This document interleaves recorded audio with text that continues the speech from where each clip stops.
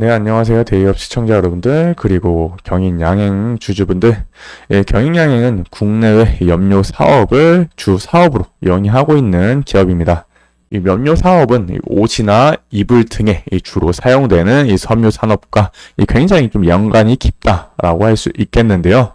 이 작년 실적이 저조했던 만큼 이번에 실적은 어떻게 될지가 지금 주목이 되고 있습니다.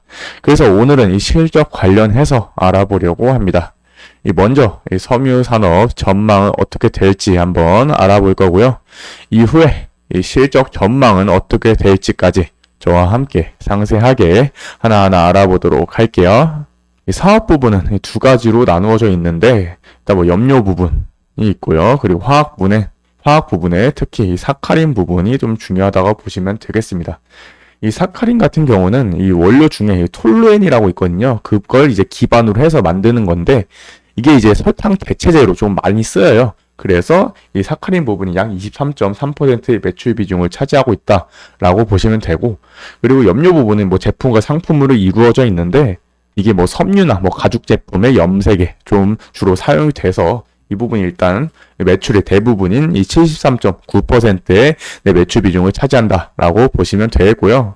이게 그 옷이나 뭐 이불 같은 소비재로 주로 사용이 되는데, 이제 작년에는 2022년에 이제 금리 인상의 여파로 좀 경기가 힘들었죠. 그래서 이 작년 2023년 9월까지의 이 섬유 의류 이 업체들이 이 신규 수주에 대한 어려움을 겪었고, 이 관세청에 따르면 이 표를 보시면 이제 2023년 이 3분기 국내 섬유 의료 수출액은 이 93억 5천만 달러 이상을 기록하면서 10% 네, 10% 이제 감소하는 모습을 보여주었습니다. 보시면 이제 2022년 이 초중반부터 이 미국이 금리를 그때부터 인상을 하게 되거든요.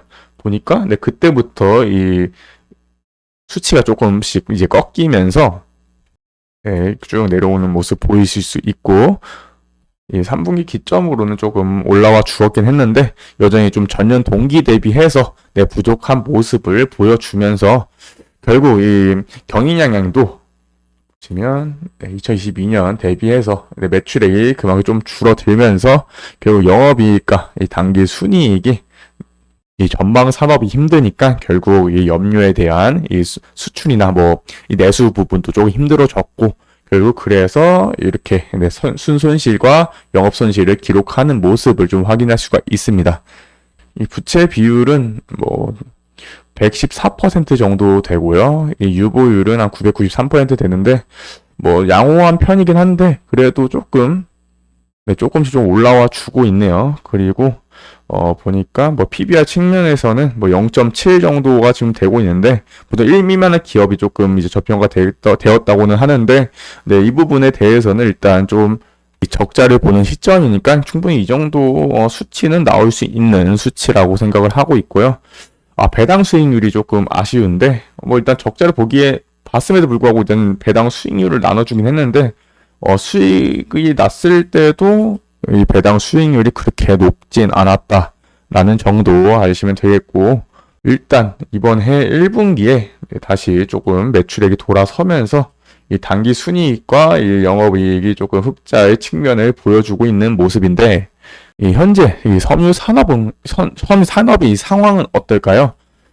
최근에는 이 세계적으로 좀 섬유기계 수출이 좀 많은 기업인 이탈리아입니다. 이탈리아의 섬유기계 수주가 2분기에 좀 17%가 감소를 했다고 하는데요.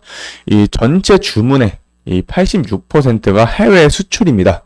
그래서 뭐 이 수치가, 그러니까 해외에 수출하는 게 22%가 좀 감소된 게 좀 주 원인이라고 하는데요. 이 섬유기계는 보통 앞단에 이 전방 산업들이 이 섬유에 대한 수요가 많을 것으로 좀 예상이 될 때 이 수주가 좀 높아지는 경향이 있습니다. 그러니까 2분기까지는 아직 뭐 섬유 산업이 안정적이지 못하다는 뜻이죠. 근데 이때 이 중국과 이집트는 좀 올랐다고 합니다. 근데 그러니까 중국과 이집트를 제외하고는 이 섬유 기계 수요가 좀 전반적으로 이 뚜렷한 감소세를 보이고 있다고 합니다. 그런데 이 중국 시장의 수요세가 좀 상당하기 때문에 일단 이 부분에 조금 집중을 할 필요가 있을 걸로 좀 보이고 있는데요. 이 올해 이제 NH투자증권에 따르면 이 상반기 중국의 합성 섬유 수요 성장률이 이 주요 석유 화학 제품 중 가장 좀 높다고 합니다. 이 향후 이 중국 경기 국면에서 이 섬유 관련 밸류체인 수혜가 좀 클 것으로 예상이 된다고 하는데요.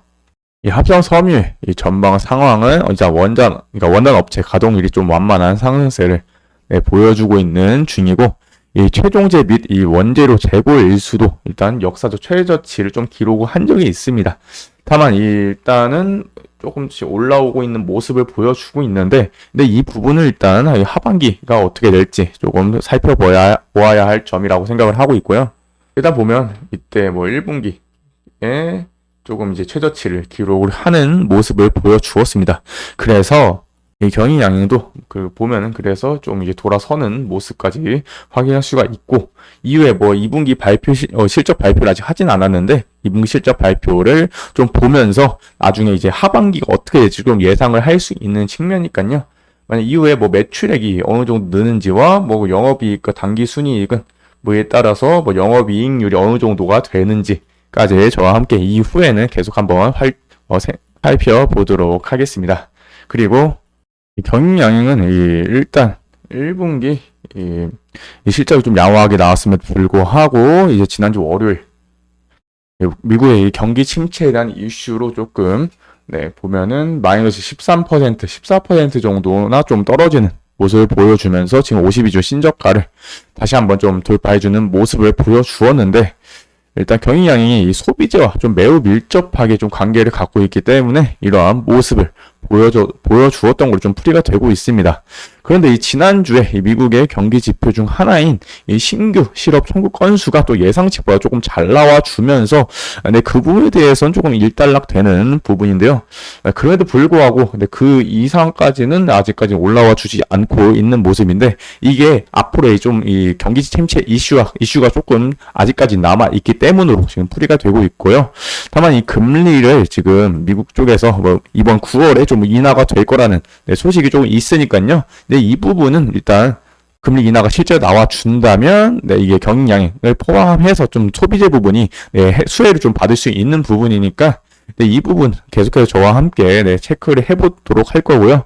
그리고 이 전방 산업은 또 어떻게 움직이는지까지 계속해서 저와 함께 체크를 해보도록 할 거고요. 떨어졌을 때 이 수급 체크가 가장 중요합니다. 이 수급을 보니까 지난주 월요일 부분 보시면 지난주 월요일 이 부분이거든요. 8월 5일 이 부분을 보니까 이제 개인들이 이제 50일 신저가를 계속해서 기록을 하니까 전부 이제 좀 매도세를 내주고 있는 모습입니다. 보니까 이제 최근 한 달간은 뭐 외국인과 기관, 특히 금융투자가 조금 들어왔네요. 그리고 뭐 기타 법인과 내국인도 조금씩 들어와주고 있는 모습인데, 근데 이 부분에 대해서는 외국인과 기관도 지금 이 주가는 조금 저평가되었다라고 생각을 하고 있는 입장인 걸로 판단이 되고 있습니다. 다만 이 외국인 같은 경우는 이 사고팔고가 너무 이제 변동성이 심하기 때문에 이 부분보다는 일단 기관 쪽을 조금 더 체크를 해보도록 하겠습니다. 제가 준비한 소식은 여기까지고요. 시청해 주셔서 감사합니다.